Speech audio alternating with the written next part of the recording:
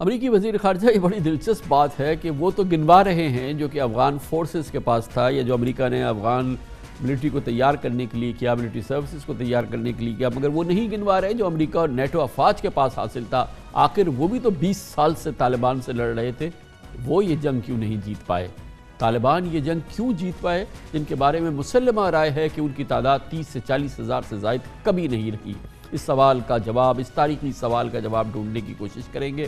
ہمارے ساتھ موجود ہیں lieutenant general retired Ghulam Mustafa, سابق کمانڈر رہے ہیں ہماری آرمی کی اسٹریٹجک فورسز کمانڈ کے، اور جنرل صاحب جو لوگ اس سوال کے جواب دینے کا اہل رہے ہیں ان میں سے یقینی طور پہ آپ کا بڑا کلیدی شمار ہے۔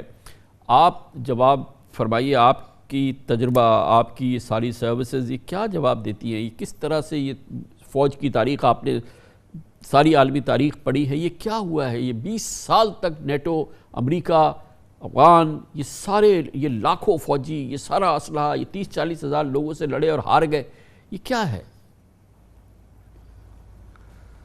دیکھیے، ایک سمپل جواب اس کا یہ ہے کہ جذبہ اور مقصد۔ یہ لوگ قابض تھے، یہاں پہ حکومت کرنے آئے تھے، ان کا خیال یہ تھا کہ طاقت اور طاقت کا بیجا استعمال اور بے تحاشا استعمال شاید ہر مسئلے کا حل ہے، لیکن یہ بھول گئے کہ طاقت کی ایک لمیٹیشن ہے بہت بڑی، اور لمیٹیشن کو نظر آئی جب ان کا مقابلہ ایسے لوگوں سے ہوا جو پیدل چل رہے تھے، ننگے پاؤں پھر رہے تھے، لیکن ان کے لیے موومنٹ آسان تھی، ان کے لیے اپنے لوگوں میں مل جانا آسان تھا، ان میں گھل مل جانا آسان تھا، پھر ایک مقصد کے تحت لڑ رہے تھے۔ اور افغان قوم کے بارے میں ایک بات کسی کو شک نہیں ہے کہ وہ کبھی فارن انٹروڈرز کو اپنے ہاں برداشت کرتی نہیں ہے، اور جو ان کے اعلیٰ کار ہوں گے ان کو بھی وہ برداشت نہیں کرتی۔ اب جو سامنے ہمارے آیا ہے، میرا خیال ہے امریکن کی تاریخ میں اس سے بڑا انٹیلیجنس فیلئر شاید ہی کبھی ہوگا۔ وہ بات سمجھ ہی نہیں سکے کہ جتنی بڑی فوج وہ تیار کر رہے تھے وہ کس کے خلاف تیار کر رہے تھے۔ افغانز کو افغان کے خلاف لڑنے کے لیے تیار، قوم کی ایک فوج جس کو افغان نیشنل آرمی کہہ رہے تھے، نیشن کہاں پر تھی؟ نیشن تو شاید ان کے ساتھ تھی گویا ہی نہیں۔ آپ بڑا جیسا امپورٹنٹ ثابت بات ہوا، کہہ رہے ہیں جنرل صاحب، بڑی امپورٹنٹ بات ہے کہ فوج تیار ہوتی ہے ملک کے دشمن سے لڑنے کے لیے اور ملک کا دفاع کرنے کے لیے۔ امریکہ جب فوج تیار کر رہا تھا وہ افغانوں سے لڑنے کے لیے تیار کر رہا تھا، اپنے ملک کے شہریوں سے لڑنے کے لیے تیار کر رہا تھا۔ بنیادی فلا یہ تھا۔ جی، دوسرا بڑا فلا یہ تھا کہ امریکن اور نیٹو فورسز وہ تو صرف ٹیکنالوجی پہ اور طاقت پہ اور اس پہ بھروسہ کر رہے تھے۔ وہ جس قسم کی لڑائی طالبان لڑ رہے تھے، امریکن ایک ڈیفرنٹ لڑائی لڑ رہے تھے، وہ بنکرز میں بیٹھ کے، جہازوں میں بیٹھ کے لڑائی لڑ رہے تھے، اور یہ زمین پر جو اللہ کے بندے اپنی زمین پر چل پھر کے یہ جو لڑائی لڑ رہی تھی ٹوٹلی ڈیفرنٹ تھی، اور ان کے لیے وہ لڑائی لڑنا ان کا آسان تھا۔ یہ تو گزشتہ کئی دہائیوں سے لڑ رہی ہیں لڑائی۔ افغان نیشنل آرمی جس نے یہ دیکھا کہ جو ان کو ٹرین کر رہے ہیں وہ خود میدان میں جانے سے گھبراتے ہیں، وہ خود کسی کمبیٹ میں جانے سے گھبرا رہے ہیں، جب تک ان کو بے تحاشا سپورٹ نہ ہو تب بھی آپ دیکھیے، تو وہ خود کہاں جائیں گے ان کے پاس؟ پھر ایک اور بڑا دلچسپ چیز ہے جو لوگ بات نہیں کر رہے ہیں، جو مجھے اطلاعات ہیں کہ طالبان نے بڑی ہوشیاری سے اپنے بندے ان میں ریکروٹ کروائے، ان کو ٹریننگ کروائی، امریکن سے تنخواہ دلوائی ان کو، اور جب موقع ملا ان کو وہ آ کے طالبان سے مل گئے۔ اب وہ ان کے پاس ٹینکس بھی ہیں، گنز بھی ہیں، ان کو ہیلی کاپٹر بھی اڑا رہے ہیں، تو امریکنز کے تو ناک کے نیچے سے امریکن کے ساتھ یہ ہوتا رہا، ان کو پتہ نہیں چلا اس چیز کا۔ تو شکست تو امریکنز کا مقدر تھی۔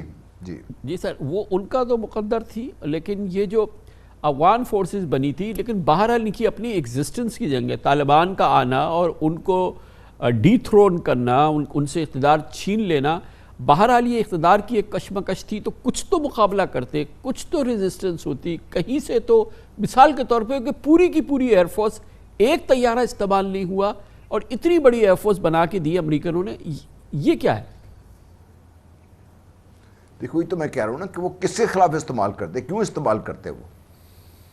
وہ ان کے لیے استعمال کرتے جن کو امریکوں نے لا کے ان کے سر پہ بٹھا دیا تھا، چاہے وہ کرزئی کی حکومت تھی یا اشرف غنی کی حکومت تھی۔ پھر وہ جو کام کر رہے تھے، ان سب کی فیملیز باہر ہیں، جائیدادیں باہر ہیں، ان کے اپنا نہ کوئی بچہ، نہ بہن، نہ بھائی، کوئی عزیز رشتہ دار جنگ میں شامل نہیں تھا۔ تو جس کو افغان نیشنل آرمی آپ کہہ رہے ہیں، جب بھی ان کی بھیڑ ہوئی ہے طالبان کے ساتھ اس سے پہلے، ہمیشہ انہوں نے مار کھائی ہے۔ تو وہ کیوں جا کے اس جنگ میں کودیں جہاں پہ ان کو نہ تو مقصد ہے، ان کا پیسے لینا مقصد تھا، پیسے لیے، امریکنوں نے خود اس میں سے پیسے چوری کیے. امریکن جو انسپیکٹر جنرل ہے اس کی چند ماہ پہلے رپورٹ آئی ہے, اس نے کہا جی امریکن فورسز خود اس ساری کرپشن میں اتنی بڑی انوالو تھیں, بے حساب پیسہ خود کھا گئے بیچ میں سے.